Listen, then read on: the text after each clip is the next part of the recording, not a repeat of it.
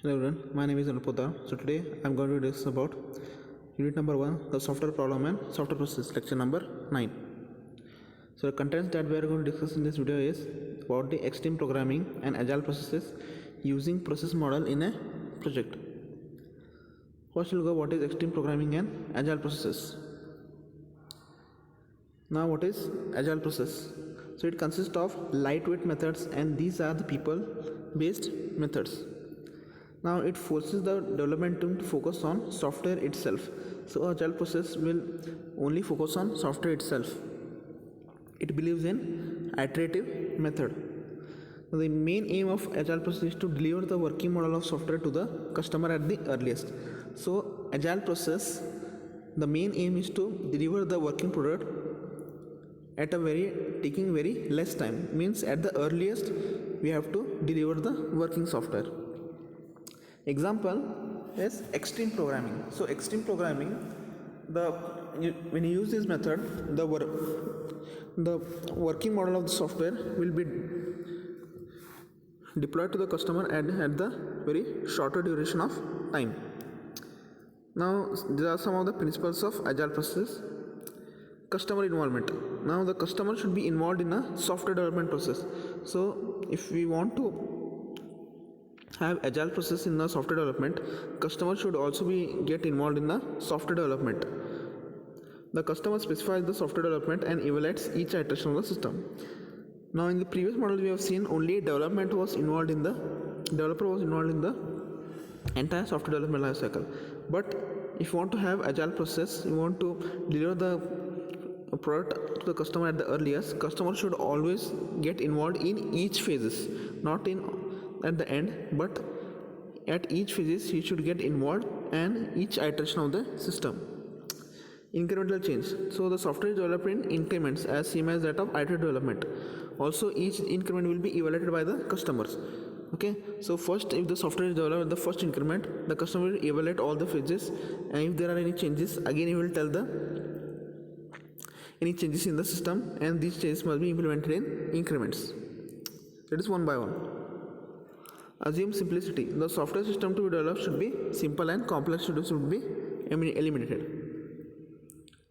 People are preferred than processes. So here the skill of the people should be exploited. So if you want the software to be developed the earliest, the skill of people should be focused. So people should get liberty to develop their own working style. Embrace change. As the requirement changes over time, now suppose if any changes occur in the requirement or in the design, the system should accommodate to those changes. Here is the overall process in extreme programming, or called as XP. Okay. Now XP project starts with user stories, which are short description of what scenarios that customer user would like to give the support. Now each story is written on the separate card so that they can be flexibility grouped. Now the development team estimates how long it will take to implement the user story. The estimates are rough, generally stated in weeks. Now using this estimate and stories, release planning is done. Okay, which defines the stories to be built in which system releases and dates of this release will be given.